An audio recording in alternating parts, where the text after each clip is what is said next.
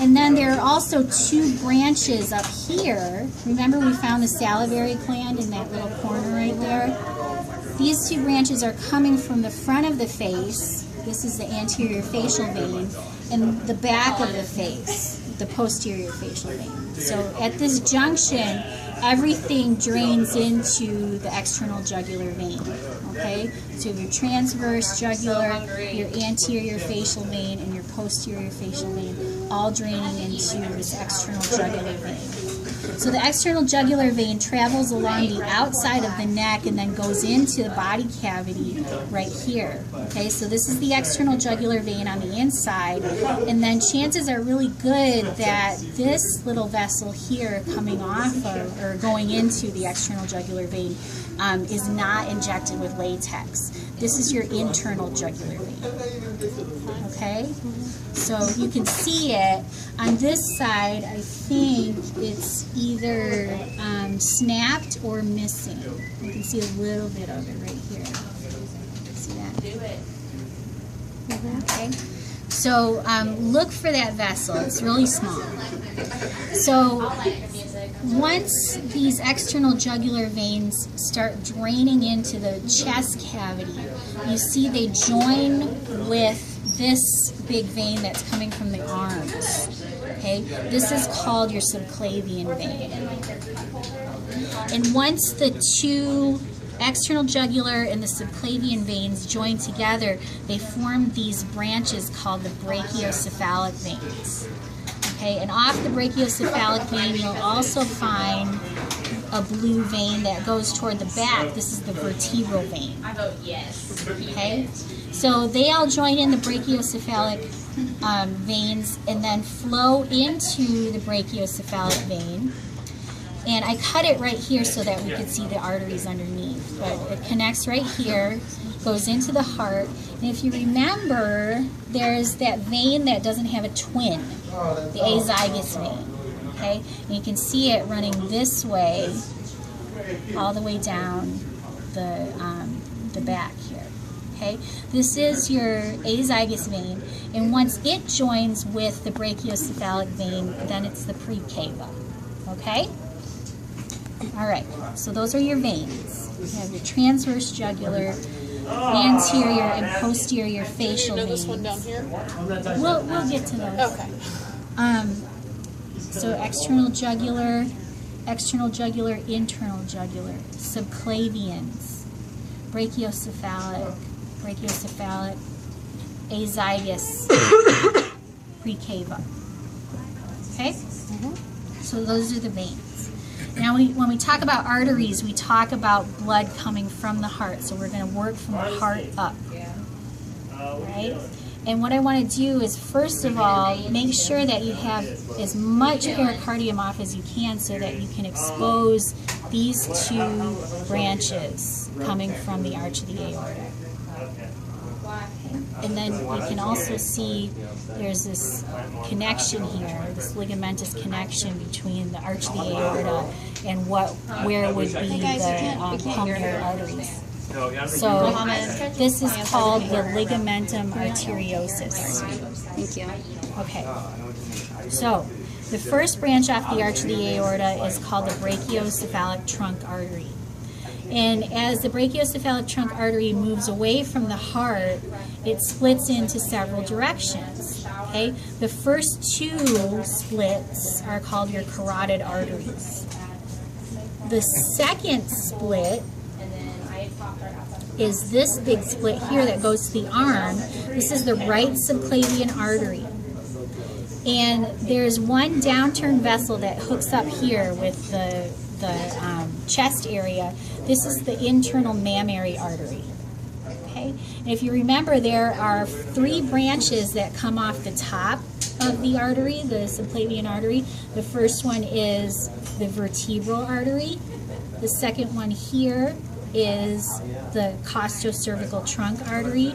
And the third one here is the thyrocervical trunk artery. So see how that looks exactly like your drawings. Kind of.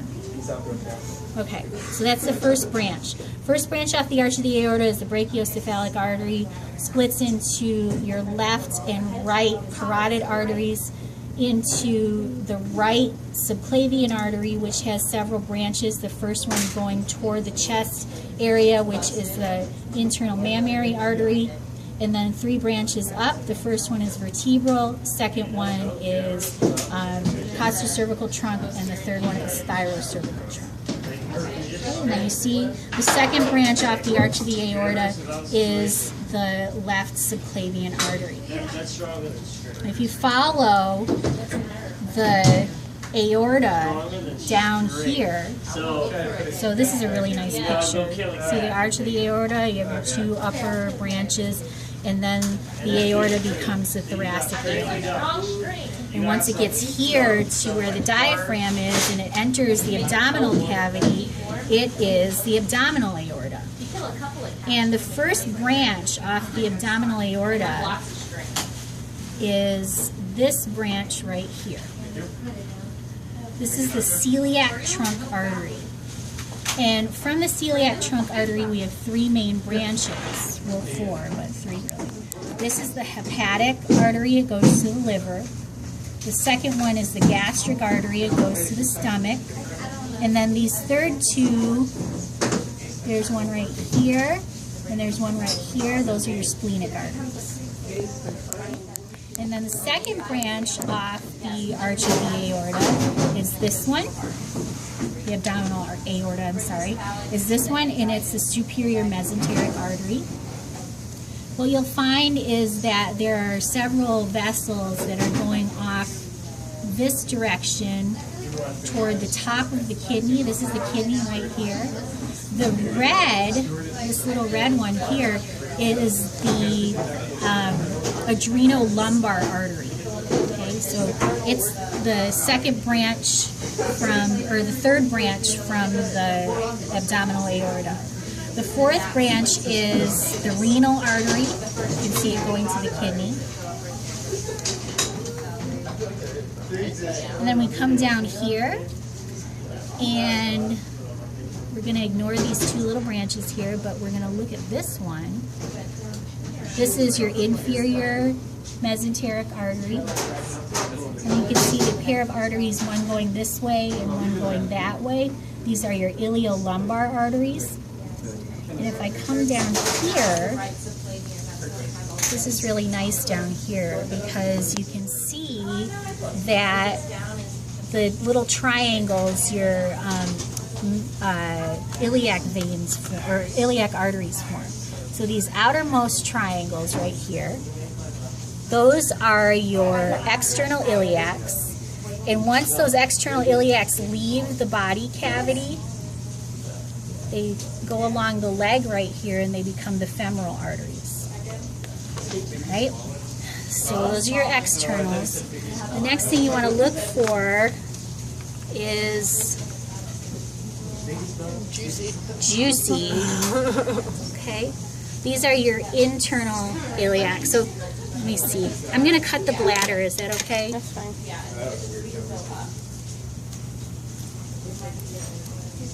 With my kindergarten scissors here. Good stuff. Yeah. Okay, so see here, try not to push down and make juice come out, but it's gonna happen. okay, so here's your outer triangle, your external iliacs, your internal iliacs, and if you dig in here, I find the caudal artery. Okay? All right, so veins. Coming from the leg, this vein here is your femoral vein, and it comes into the body cavity and it joins with this, it joins with the post cava eventually, but first it drains into this external iliac vein right here. Okay, and if you dig a little bit, you'll find that there's a branch coming off this juicy external iliac vein, and it would be the internal iliac vein. So I found it right here. It is tiny, but it's the only branch right there.